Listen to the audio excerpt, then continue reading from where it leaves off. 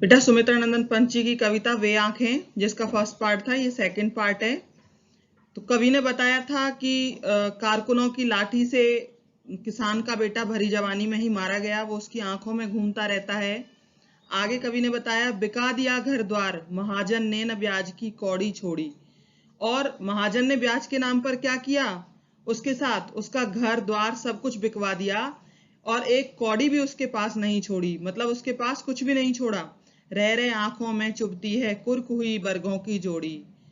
और किसान की आंखों में रह रहकर चुभती है, क्या चुभती है, कुर्क। कुर्क मतलब नीलाम हो गई जो बरगों की और बैलों की, बरगों की अर्थात बैलों की जोड़ी। उसके पास जो उसके बैलों की जोड़ी थी वो क्या हो गई, वो भी महाजन ने क्या करवा दी, नीलाम करवा दी। वो उसकी आंखों में रह रहकर चुभती है। उजरी उसके सिवा किसे कब पास दुहाने आने देती, आह आंखों में नाचा करती उजड़ गई जो सुख की खेती। कवि कहते हैं उजरी, उजरी कौन थी, उजरी उसकी गाय, जो उसके सिवा किसी को भी अपने पास नहीं आने देती थी। किस लिए, दुहाने के लिए, अर्थात दूध निकालने के लिए।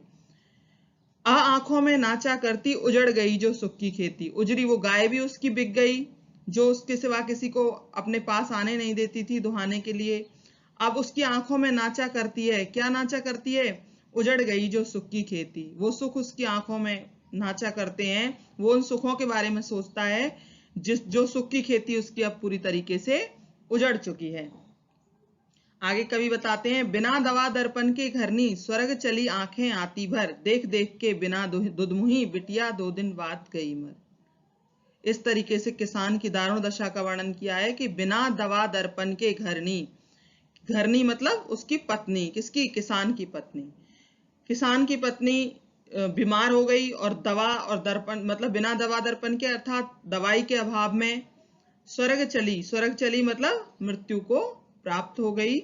आंखें आती भर मतलब आंखें भर आती हैं किसान की ये दारुण दशा देखकर कि उसकी बैलों की जोड़ी थी वो भी नीलाम हो गई, उसकी जो उजरी गाय थी वो भी क्या हो गई, वो भी बिक गई, उसका जो बेटा था वो भी मारा गया, उसकी सारी सुख की खेती उजड़ गई। और फिर उसकी जो पत्नी थी, घरवाली थी, वो भी बिना दवा के अभाव में बीमारी के कारण चल बसी।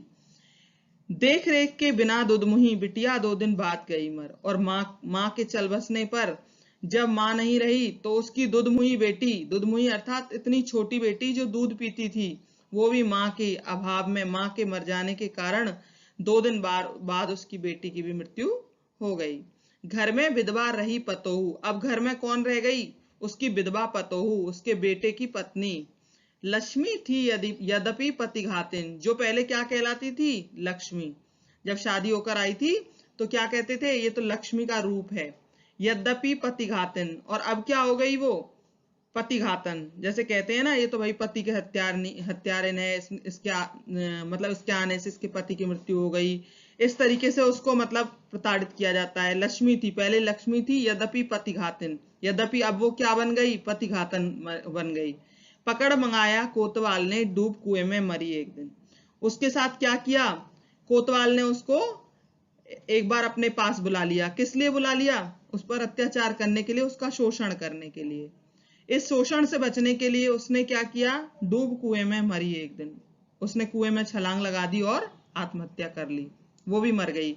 इस तरीके से धीरे धीरे किसान का पूरा घर परिवार मौत के मुंह में चला गया। खैर पैर की जूती जोरू, आगे कहते हैं कवि कि चलो मान लिया कि जोरू तो क्या है, पैर की जूती। ये हमारे समाज की एक कुव्यवस्था को उजागर करती है कि लोग जो है पत्नी को क्या मानते हैं, पैर की जूती के समान मानते हैं। तो इसमें बताया खैर पैर की जूती जोरू, किसान ने सोचा कि चलो पत्नी तो पैर की जूती होती है, ना सही एक दूसरी आती, एक ना सही तो दूसरी आ जाएगी। कि बहुविवाह प्रथा जो पहले थी उसको भी इसमें दर्शाया गया है कि एक पत्नी ना सही तो चलो दूसरी आ जाती, पर जवान लड़के की सुधकर सांप लौटते फटती छाती। लेकिन अपने जवान बेटे को याद करके, उसकी मृत्यु को याद करके किसान की छाती पर सांप लौटते हैं और उसकी छाती फटती है, अर्थात उसका दुख जो है इतना अत्यधिक बढ़ जाता है कि वो बर्दाश्त से बाहर हो जाता है। पिछले सुख की स्मृति आंखों में क्षण भर एक चमक लाती है। जब किसान पिछले सुखों के बारे में सोचता है कि कैसे उसका जीवन पूरी तरीके से खुशहाल था, उसके अपने खेत थे, हरा भरा पूरा परिवार था, उन सबको सोच करके किसान की आंखों में एक क्षण के लिए थोड़ी सी चमक आती है, लेकिन तुरंत शून्य में गड़वे चितवन तीखी नोक सदृश बन जाती।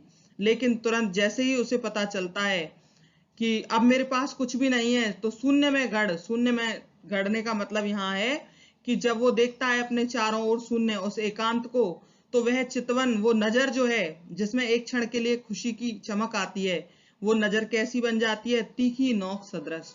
उसके वो खुशियां जो हैं उसके लिए एक तीखी नोक के समान, एक सुई के समान उसके हृदय में चुभने लगती हैं, उसको कष्ट पहुंचाने लगती हैं।